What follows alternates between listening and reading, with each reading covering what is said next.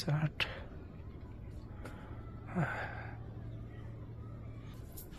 আচ্ছা বলবো না, সমস্যা নেই। কি দিবি আমাকে বল। আমি আমার কাছে তো দেওয়ার মতো কিছুই নেই। আছে আছে। আমি হলাম গরিব মানুষ। হ্যাঁ ম্যাডাম তোর বাড়িতে নাই, এখন কিভাবে আমাকে খুশি করবি কর। তাছাড়া তোর চাকরি তো যাবে, আবার পুলিশেও দেব।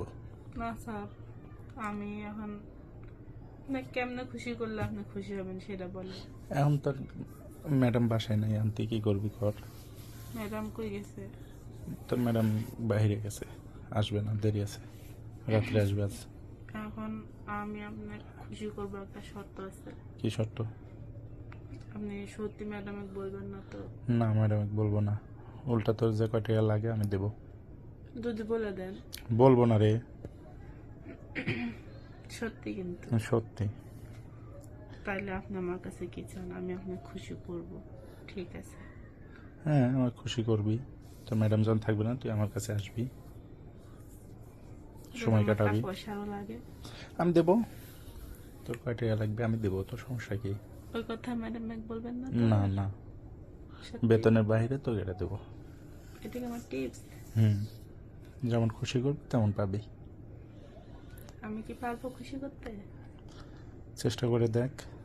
না, আমি পারবো, অবশ্যই পারবো। হুম আমি এমন কোনো তো নাই যে আমি যেটা পারি না। হুম, তাই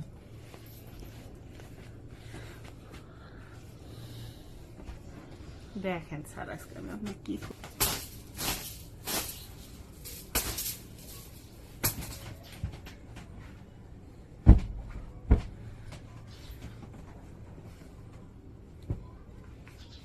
এমনি বিজনেস ঠিক করেছিলাম। আমি আপনারা দেখলাম তুই। কখন আসলেন?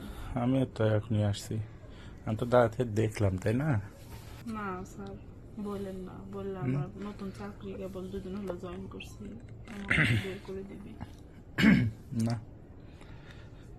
আমার তো জানানি লাগবে। না স্যার, জানাই না। না স্যার। আচ্ছা বলবো না, সমস্যা নেই। কি দিবি আমাকে বল। আমি আমার কাছে তো দেওয়ার মতো কিছুই নেই। আছে আছে। আমি হলাম গরিব মানুষ। হ্যাঁ ম্যাডাম তোর বাড়িতে নাই,